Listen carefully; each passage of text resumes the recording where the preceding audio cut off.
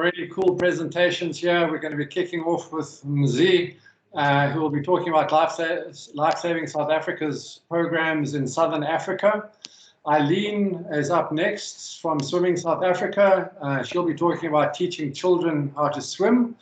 And then Graham from Sea Rescue talking about the jet rib, and followed by Jamie Lee and Jose from Waves for Change, talking about surf therapy for children.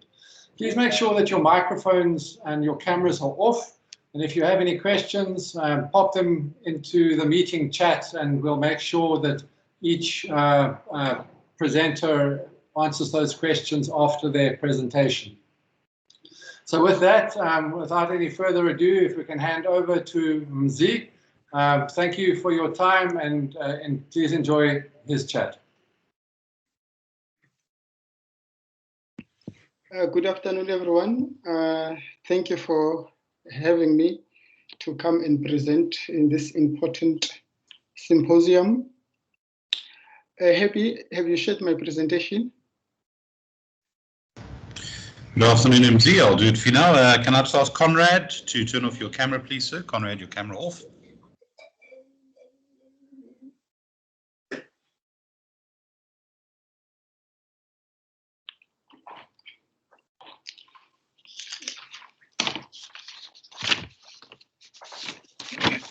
Oh, thank you so much. Today, the focus is slightly different from what we actually normally do in South Africa, but the focus is beyond the borders of South Africa, just a case study of Life-Saving South Africa.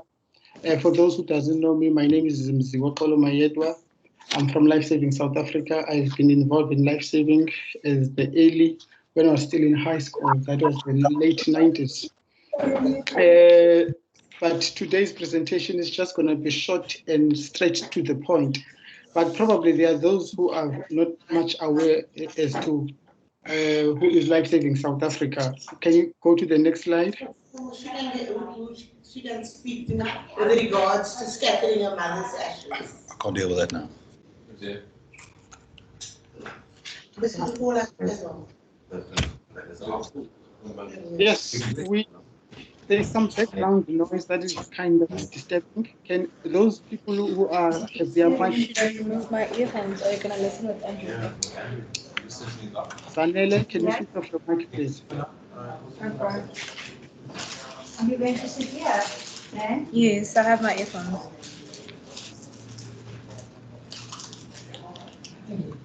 Okay. Life-Saving South Africa, for those who are not aware, it's a registered NPO.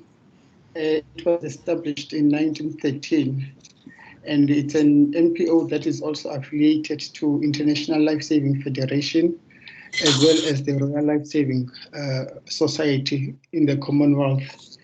And we are also a registered service provider with CAT-SITA. And we also have a recognition with the Department of Sports and Recreation, and we partnered with a number of organizations across South Africa, even abroad, but mainly to provide the development of lifeguards. That is our key focus area, where we develop lifeguards throughout the country. And the development of lifeguards is from at the NIPA level, as well as juniors, seniors, and as well as masters. But the development of lifeguards is mainly to provide a drowning prevention in the beaches, inland, in the swimming pools, anywhere with the aquatic environment.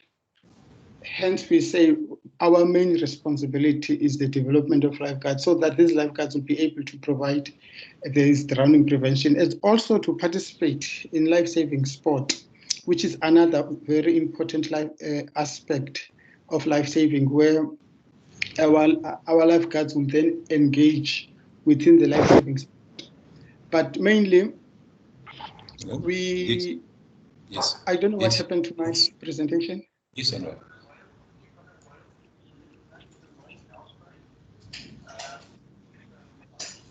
So, okay, let me just speak. The reason that we are doing this, providing of lifeguards, I said, is mainly because of our aim or our core business is the prevention of drowning. 30 seconds, I'll find you back up. 30 seconds, okay?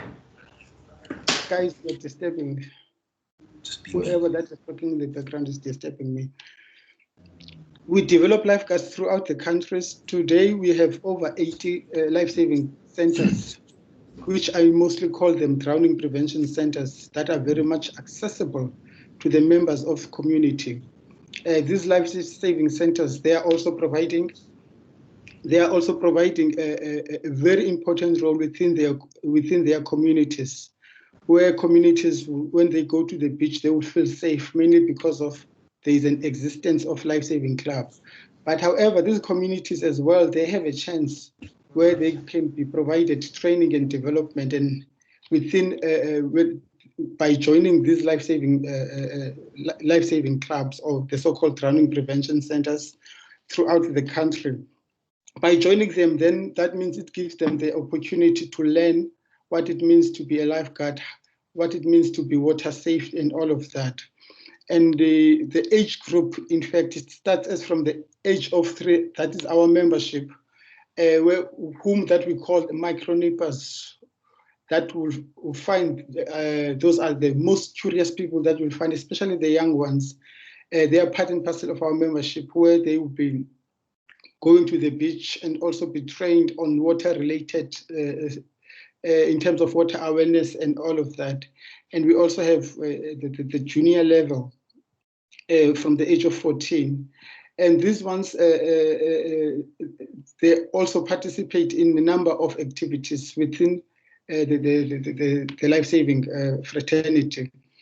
And we also have the seniors as well as masters. The masters level is those that are above the age of 30 upwards. We even have members who are even 8 years old. But most importantly, these people, these lifeguards, they are active volunteers who provide their time to save lives, and also some of them, they are also lifeguard careers. And of course, most of our members, we are operating in the various municipalities where they provide drowning prevention.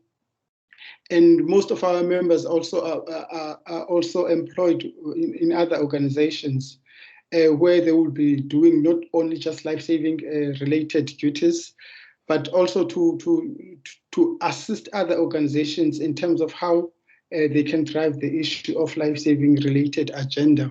But municipalities are the ones that actually benefit the most, because of the lifeguards are actually employed throughout these particular municipalities.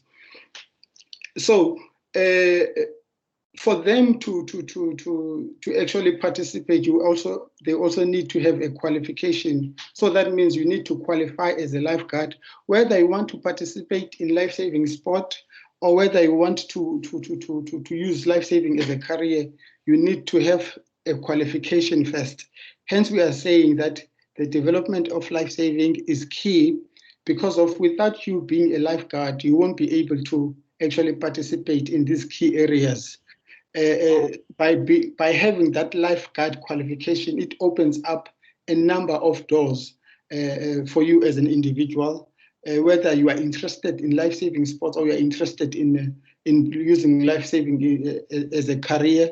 But most importantly, you are being empowered to have a skill that will actually assist the community as far as the life-saving or drowning prevention is concerned. Next slide. I don't seem to have control of the PowerPoint.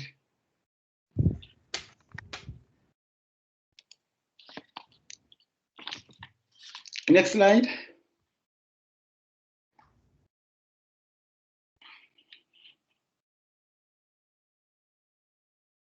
Heavy. Next slide. Yes. Well, why are we doing this? Because of mostly our first and foremost, I mentioned the issue of having qualified lifeguards. And unfortunately, South Africa or Africa as a whole, is not a country that is having a number of people that can actually swim. we have a problem of drowning in this particular country, as also within the low middle income countries. Apologies about this blur picture. I'm sorry you guys have seen the video that was on social media, where a painful video, in fact, where a child was actually taking a video of his father who just dived into the water, but the father later drowned. It was a very painful video. It was shared widely on social media about a month ago. So we have this problem in South Africa where people are actually drowning, and also in Africa as a world. And of course, the World Health Organization, when they define drowning, they speak of a process of experiencing some respiratory impairment from submersion into liquid.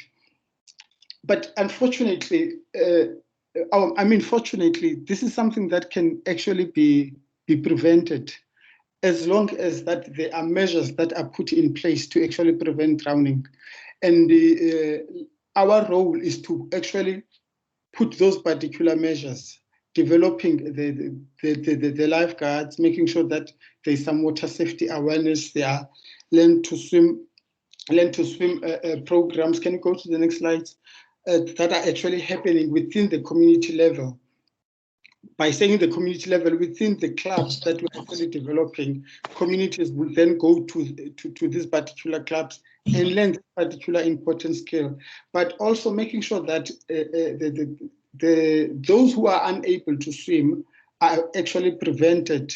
Because of, if ever we have to look into if we are to look into the country as a whole, we have a huge pool of people that are unable to swim. And that is a problem on its own. And sometimes we also have those who are able to swim that can also drown as well due to other factors. For instance, those who are under the influence of alcohol and they find themselves unfortunately drowning. But then by having then lifeguards who are equipped with skills, then it provides them at least a better chance where they will be able to be saved. And of course, lifeguards are not only just going there to going to the beach and just bask in the sun. There are a number of activities that they actually involved in. For instance, what we call preventative life saving, where you prevent any cause of death before you can actually go and perform the rescue. In fact, performing the rescue is the last thing that lifeguards actually do, because of they will have to go and set up at the beach, making sure that people are redirected into a safe area where they are able to swim. So our message goes across is that people need to be able to swim where there are lifeguards. Whether you have the ability to swim, it is important. The message is you must always swim where there are lifeguards, because of you never know what might happen. You might have an underlying sickness that you don't know, as much as that you are the swimmer that you are. Hence, the message always goes, swim where there are red and yellow flags, meaning that area is protected. You will be able to swim knowing that at least there are safety measures that are actually put in place, and there are people who are actually looking after me. But of course, as a citizen, you're also taking up the responsibility, making sure that you are in this particular area that is very much safe, including for your children. As glorious as this movement of ours as it is, if I may use that term, unfortunately, there is also a need for developing lifeguards, lifesavers or instructors, not only just within our borders, but as well as in other borders within our neighboring countries. Together with the Commonwealth Life-Saving Society and Life-Saving South Africa, we have partnered with other organizations as well, where we embark on the skill development within our neighboring countries, which include Botswana, Lesotho, Malawi, and Namibia, as well as Mozambique. Next slide, please. As well as Mozambique. But the aim here is to provide and train and develop instructors who will then take up what they have learned, the training that they have received, take it up within their countries and be able to be the champion in terms of making sure that they advance the skill of life saving to all their members. Because of as NGOs, unfortunately, we cannot be everywhere at the same time. But however, then when we provide or create the trainer sessions where we bring in instructors so that they are able to be trained on life saving, then those instructors will then open up their own other training camps to make sure that people are actually being developed, not you as an entity where you must be all over the place. So, and this partnership started in 2017, where the instructors, let's say within a particular country, will identify people that needs to be trained, and Life Saving South Africa will come in and provide that much needed training as far as the life saving is concerned. And of course, they will provide the theoretical training as well as the practical training. The theoretical training is all about getting to understand the theories within the issue of life saving. What does it mean to be a lifeguard? How does a lifeguard carry himself? What are the activities that are actually expected when you are a lifeguard? So each country, then these countries will identify those champions who will then take up the torch, with the hope that then these programs will be sustainable. Because of once you provide the trainer session, the trainees then will become the custodian, the people who will then advance the skill of life saving within their communities. And then those communities that are actually trained will also then advance it to other members. So in a way, you all that you are doing here, you are creating a pool of lifeguards or people, or let me say a drowning prevention people who will then protect their communities through providing the activities, what they have learned, the theory as well as the practical aspect. And of course, within life saving, there are a number of things that one is to learn. For instance, within the instructor's course, the instructors are the one that will be providing the trainer session, whether at the NIPA level, whether at the junior level or seniors and all of that. So, of course, the training will vary according to that. Next slide.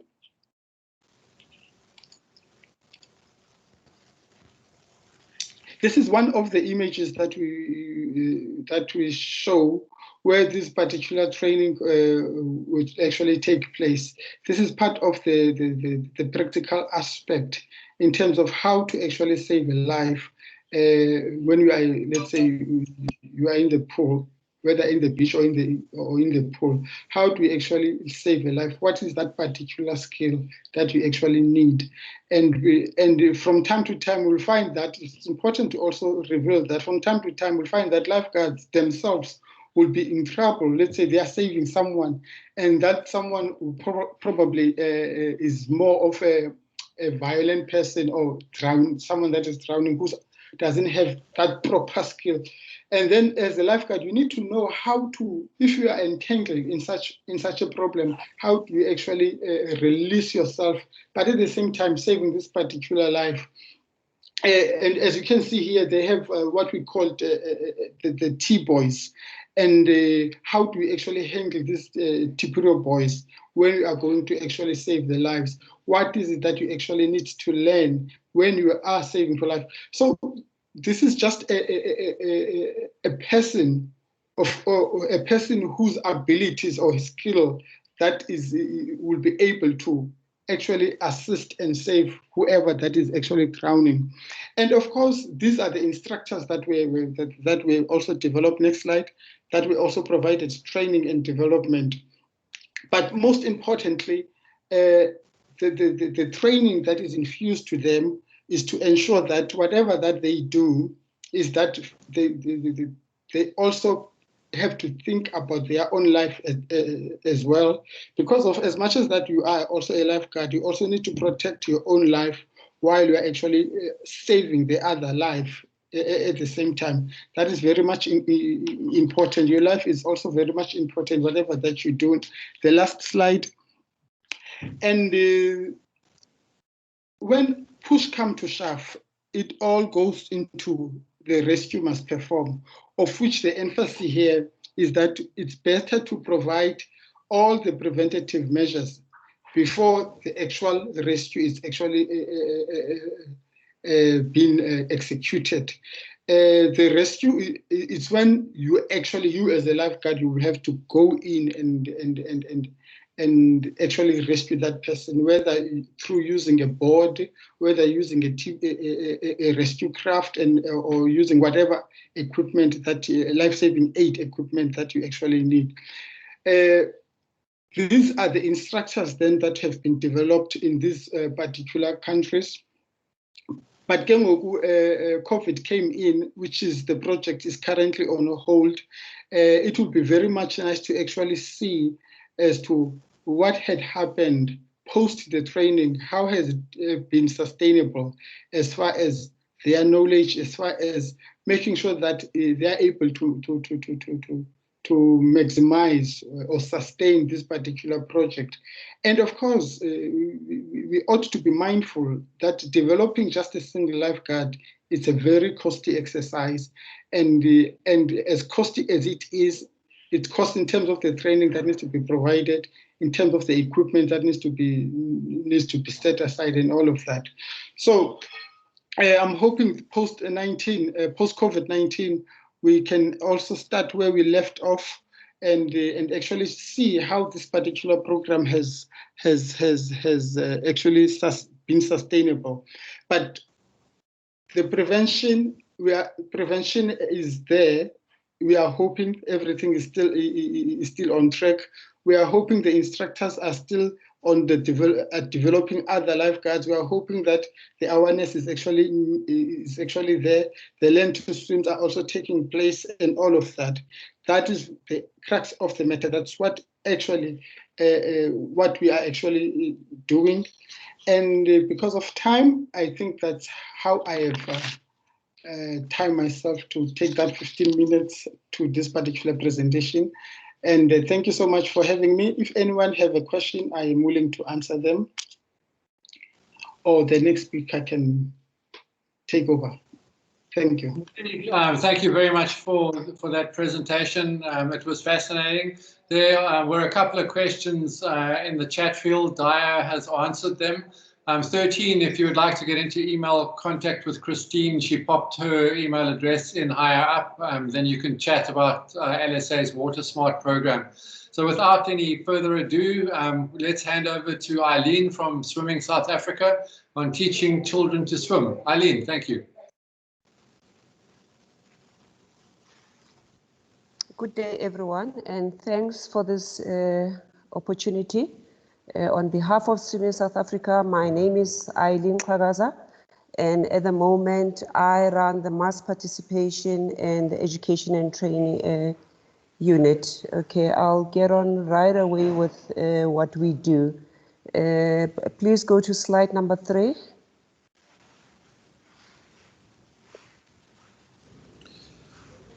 Eileen, if you click your right arrow, you can adjust the slide yourself. First, click on slideshow, and then you can go through the slide yourself. I can't control your slides, unfortunately. All right, that's fine. Slideshow.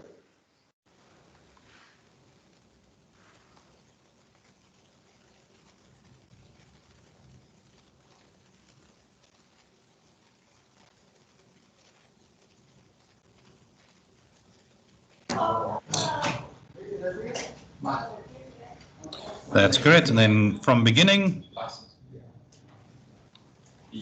there we go.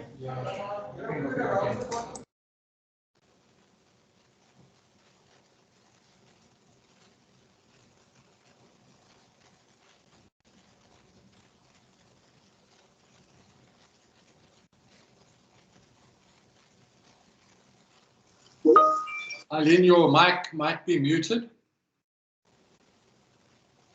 All right, sorry about that. I'm sorry. Okay, I have just included Swimming South Africa's vision to be a leading swimming nation, and I have provided our mission statement, but I'm just gonna focus on our mass participation programs. I've also included our values, and the one that is very important for me that I would like to emphasize is the issue of equality, making sure that everybody has got access to swimming programs. Okay, the next slide. I can't seem to move my slide. I'm not sure what's happening, but I can't move on to the next slide. Eileen, either your right arrow or you can click on your mouse, the left mouse.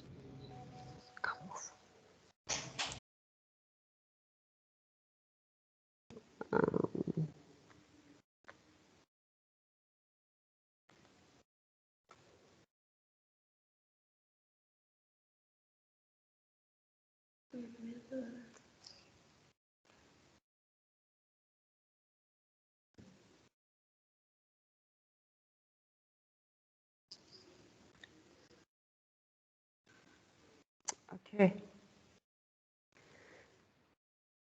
All right, I'm getting a bit nervous now because I thought I've got this right.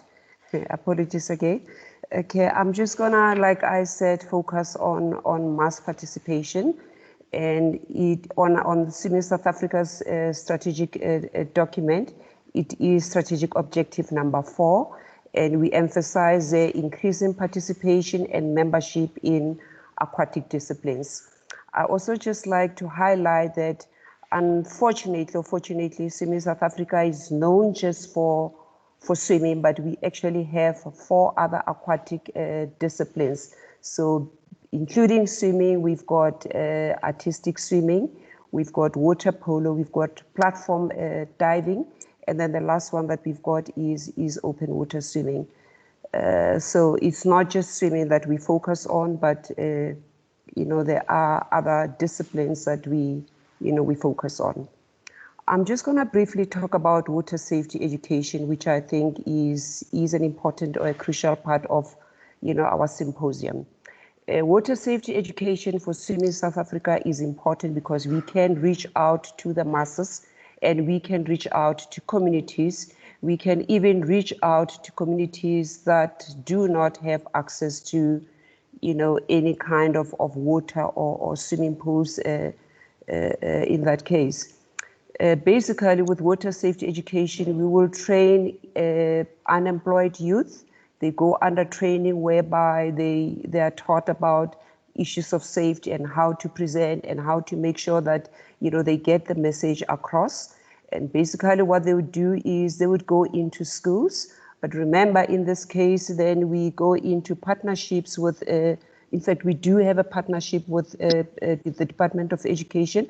But in this case, we'd obviously zoom into the areas that we want to focus on, contact the district department, work with the district officials there to get appointments with the schools and to ensure that, when we get in, we are able to have the kids in their large numbers, either during assembly or in their classrooms, depending how the whole, the entire visits would be organized.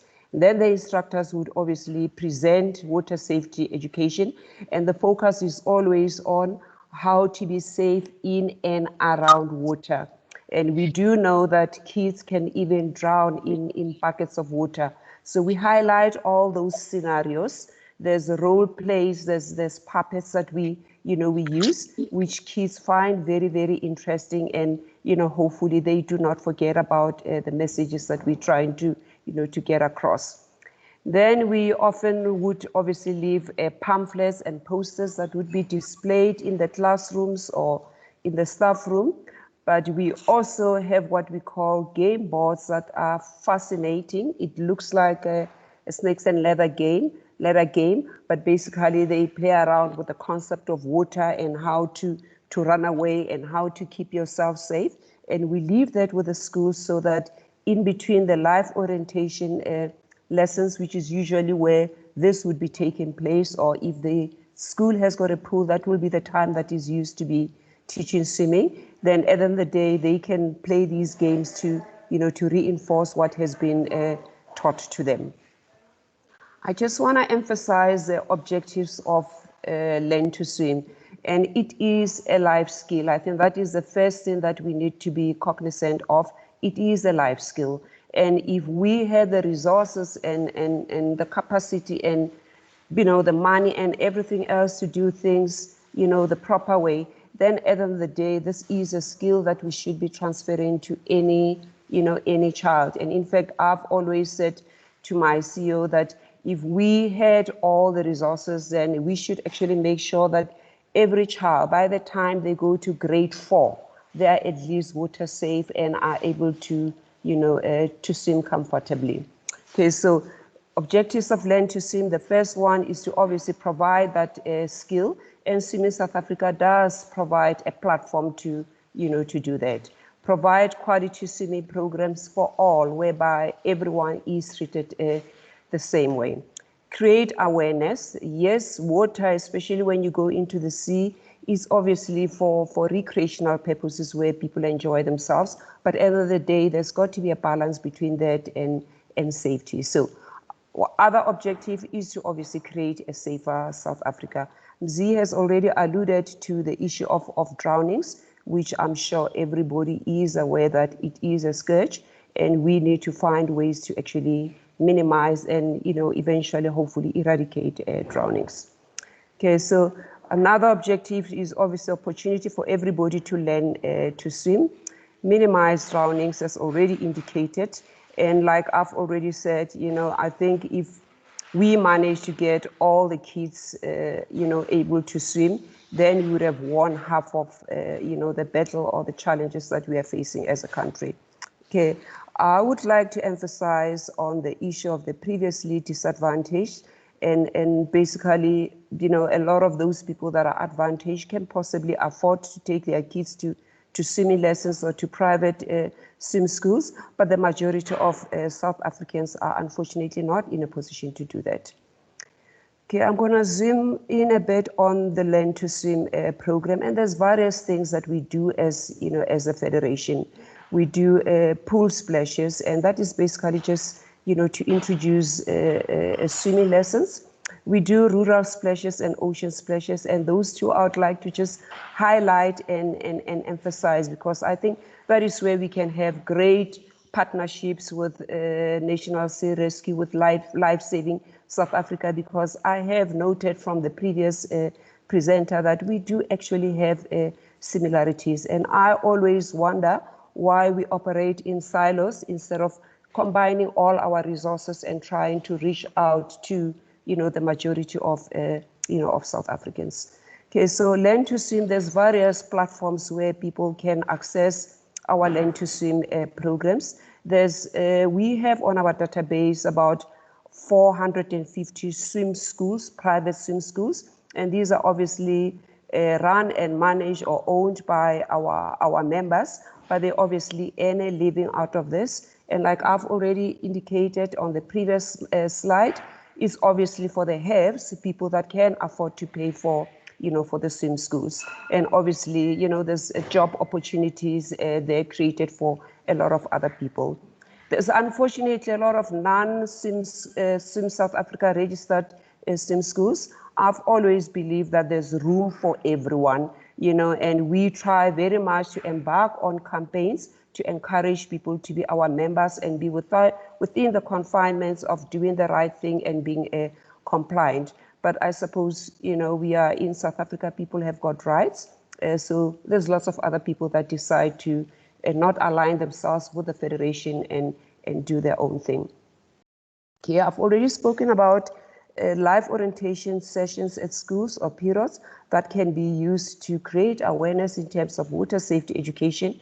And if the school has got a school pool, or there's a pool around, whether it's a municipality pool, and there's teachers that are accredited with Swimming South Africa, or alternatively, we have obviously placed some LTS qualified instructors within the school, then they can use that time to teach kids to swim. There's the next level, which is your club development, and that is to refine the skill of swimming, and parents that want their kids to take swimming further to the next level, and swim at competitive level, then the kids would have to join swimming clubs. And like I've already indicated, there's other 4 aquatic disciplines, and they more or less follow the same structure and format, but the basis is obviously learn to swim. Okay, I'm gonna leave out that structure, that slide, because I already have a warning that I'm running out of time. I'll go straight into the rural splash. Rural splash, obviously, we zoom into the community, and if there's a river there, or you know, they have access to some water, then we obviously educate the communities about the safety around that, so that they are familiar with their environment, but they obviously prevent accidents and prevent drownings and etc. We use the same method of train the trainer, where we go in and teach the community and identify people within the community to, you know, to teach further or even learn to swim. In some instances, we do actually have to start right from scratch. Besides the water safety education, then we teach people to swim to try and get them to teach other people within, you know, the community. We've got a whole program on this. It's actually a course, but it's not a CASIT or a SACO accredited course. It's an in-house course provided by Swimming South Africa, and it's got all the details, the warnings, how you set up a safe swim area, and etc.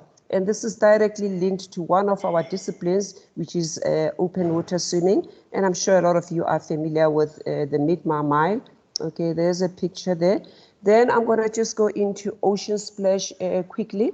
Again, we know that during festive seasons, people go to Durban, to Cape Town. Those of us that come from Joburg, we look forward to seeing the sea once in a while. And again, because people get a bit excited, you find that there's lots of accidents that occur. So within the Ocean Splash program, then we'll again work with the lifeguards, create a safe zone area, and teach people how to enjoy the beach in a safe way. And we'll obviously provide the equipment and you know, all the other things that are needed to ensure that we run a program that is educational and that people can take with, and you know, in the future when they visit the ocean or the beach, then they know exactly what are the do's and don'ts, and make sure that they enjoy themselves, but in a safe way. Okay, there's an example of an ocean splash that we ran, I think, 3 or 4 years ago. Okay, I have just highlighted some of the challenges that we face, but I think the one that I really want to emphasize, which I've already, you know, alluded to, and I think this came up a few years ago as well, because of the lack of resources, especially now with COVID, we need to just bring our heads together and see how best we can reach to communities at large by combining all the resources and combining everything else that we, you know, we have. And I know we speak about it all the time, but it doesn't seem to be, you know, to be happening. We need to be sharing information, and at the end of the day, we need to, you know, yes, we're working with volunteers a lot of times, but we can look at ways of making some of our programs sustainable, not just in terms of job creation, but in terms of, you know, creating awareness. So strategic partnerships are a really crucial part of what we need to be, you know, to be doing, all of us that are involved in, you know, in aquatics, so to say. Systemized planning is obviously needed. You know, if we're going to be working as partners, then we need to obviously plan well in advance and make sure that we can, you know, put something that is worth it on an operational, you know, level. Okay. Yeah, so in conclusion, I just want to say we do need a multifaceted approach. And in closing, I've got a quotation there from Dennis Whiteley: "Joy of achievement occurs in direct proportion to the effort expended, and the greatest happiness comes from the realization that we have accomplished, you know, something." So as partners, we can actually make sure that we reach out and make a difference. Thank you very much again for this opportunity, everyone.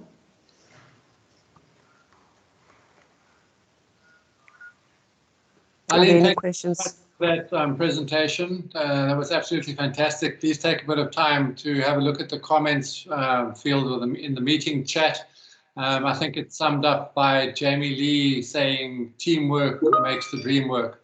I think that part of this group of people, our focus is going to be on exactly that through the other vehicle that we have, which is the Water Safety Alliance.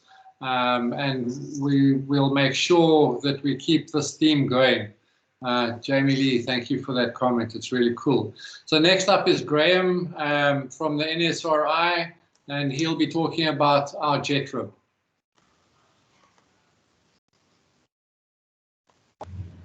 Hi, Andrew. Thank you very, very much. I see somebody's waiting in the lobby if you want to go let them in.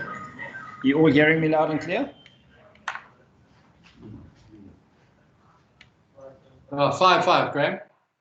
Okay, and you all should be seeing my presentation. Also good. Cool. All right, everybody. So on the previous speakers, really hats off to what you guys are doing out there. I think we're making a difference as a group. This is really going to be good going ahead. So mine is going to be quite quick. 2 years ago, we sort of started looking at how we can change surf rescue, being the problem is that a lot of clubs and that haven't got boats, number one, because it's quite a mission to train up coxswains for the boats. And then number two, all of the life-saving and rescue bases that operate in the surf operate boats with propellers. So we were looking at a safe way and how we can change up to make it safer, get rid of the propellers out of the water. So we bought this little innovation, which we call our JETRIB. So you'll see a couple of pictures as we go along.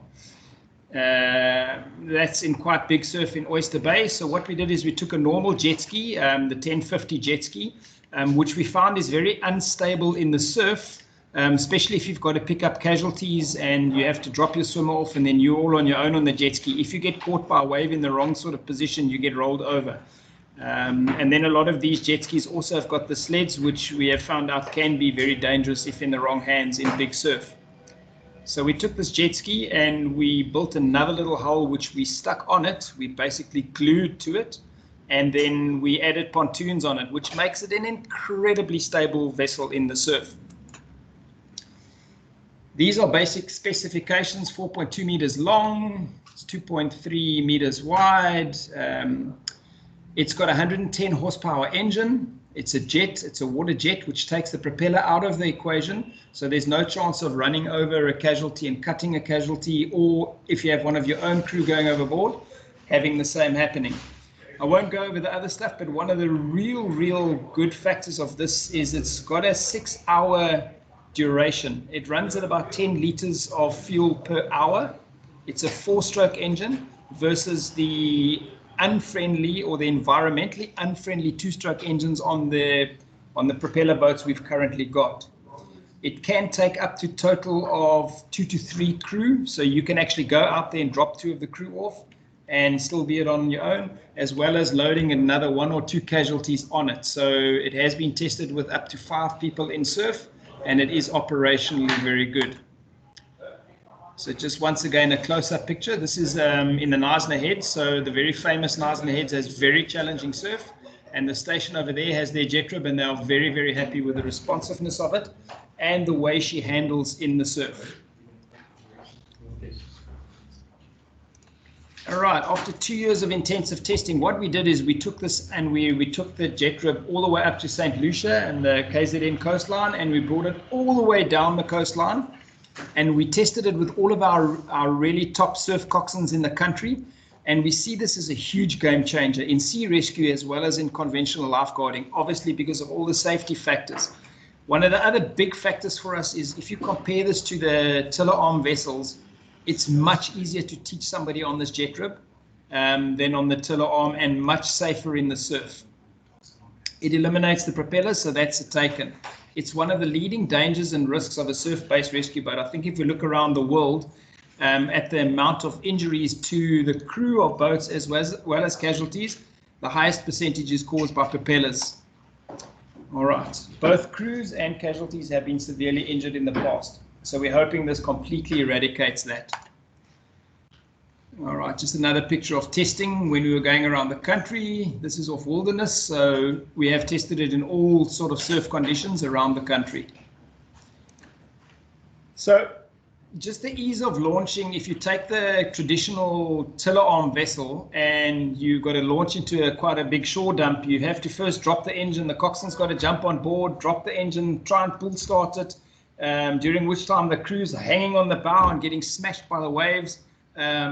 The jet ribbit's actually quite simple. You push it in, the helmsman jumps on it, pushes the start button, and the crewman jumps on and off you go. So it's really, really made the whole launching of these vessels very simple. And we've actually tested them back to back with some stations that have got very good crew on the old boats, and we've put not such good crew on the jet rib, and we've competed basically in the launching, and the not so experienced guys on the jet rib actually launch and get through the surfer faster than the very experienced guys on the tiller arm vessels. So once again, it just proves that it does make it easier and safer to train people on this vessel. This one is at Gordons Bay now. We currently have 14 out in our fleet already, and we have had no negative comments or feedback from any of the stations that have got these vessels delivered to them. All right, so due to the added hull design where we added a little bit of beam to the vessel and a little bit on the bow section and rounded a little off about, it's made the stability of this vessel dramatically improved. It's really, we in this game we can say, look, nothing is impossible to capsize, but this vessel, if you handle it anywhere near like a normal boat, it's almost impossible to capsize. We have tested it being hit by waves by the side, being hit from waves by the stern, doing all sorts of crazy things, and we have yet to capsize one in actual operations or out there. Obviously, if you hit a 5 meter wave and you side on, then you are going to go upside down. But we have also catered for that. Another picture of the Neisner one quickly. So in the highly unlikely event of capsize, this vessel is very easily righted and then will be fully functional to continue with the rescue. So we do put a righting rope on it, which we train the crews, if it does land upside down, how to rig up a quick righting rope, and the two crew can right the vessel very, very quickly.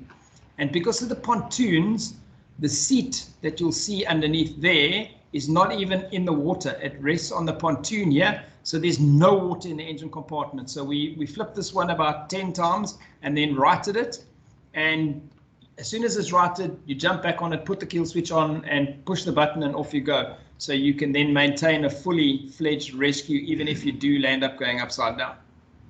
Okay, so this was testing in Table Bay when we were doing the capsize and righting. All right, the added stability also allows for the rescue crew to be dropped with a casualty, and then the jet trip can be safely operated by the coxswain alone in whatever size surf there is. One of the big pitfalls of the rescue vessels, the inland rescue vessels that we currently work with, the 4.2 meters and the 4.7 meters, if you're in relatively big surf, you cannot just be the helmsman on that boat on his own, because as soon as you get hit by a wave or something, you're going to be upside down. Whereas this vessel, you can drop all your crew off and man alone, it doesn't matter what size waves you want to negotiate, you're fully safe to go and negotiate anything that the surf can throw at you without being thrown upside down. Okay, so this was all done with a whole year's testing with the Sea Rescue and in collaboration with Druma's Yamaha. And then we had to keep SAMHSA happy, South African Maritime Safety Authority, and we had to do a whole lot of testing, the writing testing once again. And then we had to do, and I'll just show you a quick video, we had to do a drop test where this is the hull that you can see that was added on to the bottom of the actual jet ski.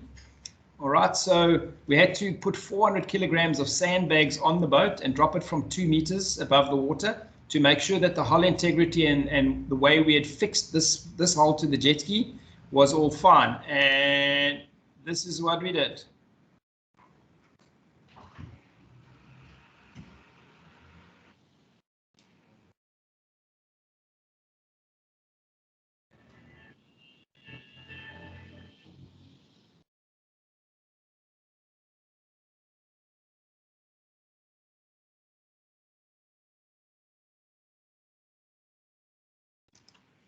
All right, so moving along, that was the capsize test, which we did, and all the marks that we'd made on the hull were perfect. SAMHSA were very happy.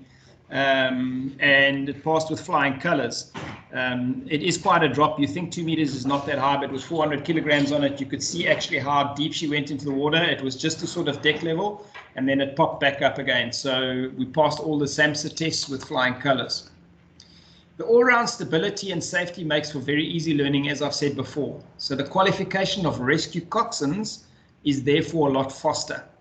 Okay, it's by far the softest in terms of crew safety surf vessels we have ever worked on. You know, a lot of the other 4.2s, the crew is up in the bow and they get smashed around quite a lot when you're hitting waves. This one, the helmsperson is in the front, the crew sits behind you, and it's a very soft ride. So we're finding that the crew are loving it a lot, and it just feels a lot safer. So on that note, I'm not going to go too much deep into that, but ask if there's any questions. Graham, thanks very much. There doesn't seem to be any questions on the chat.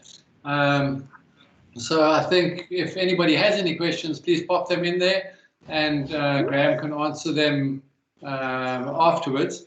So without much ado, I think let's move on to Jamie Lee and Jose, Waves for Change, Surf Therapy for Children.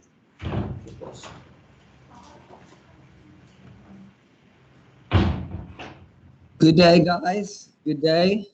I am Jose, and next to me is Jamie Lee. So firstly, we would like to tell you guys just a bit of Waves for Change.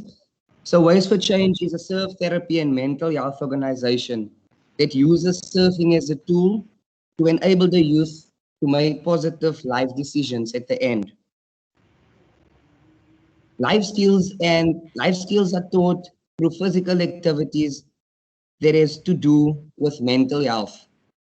For example, the teachable moments set out by our wonderful training team and are delivered through our Waves for Change curriculum and by our caring mentors. Most of these activities are water-based, but each activity entails key water skills components such as pair floating, pair surfing, immersion, and lastly, our water skills lesson, which covers the fundamentals of water safety. Next, we will talk you guys through on how we enable our mentors to ensure our participants are comfortable in the water, which leads to them being confident in the water as well. So Jamie will just cover the first part of our curriculum, whereby we start with the lesson called Immersion. Okay, guys, so in Immersion, we focus on getting our participants comfortable in the water and to see how well equipped they are with being in the water. But it is not just subjected to that as well. Like we said earlier, we are a mental health organization. So we focus on communication, respect, and protect. And that's called being bananas. Moving on to water skills, which Jose will cover next.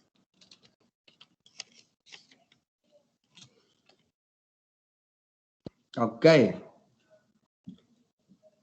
So when we do the lesson, water skills lesson, okay, just give me a moment, quick, guys. Okay, so in this lesson, guys, we teach our participants the basic water safety steps, such as safe entries and exits, surf dynamics.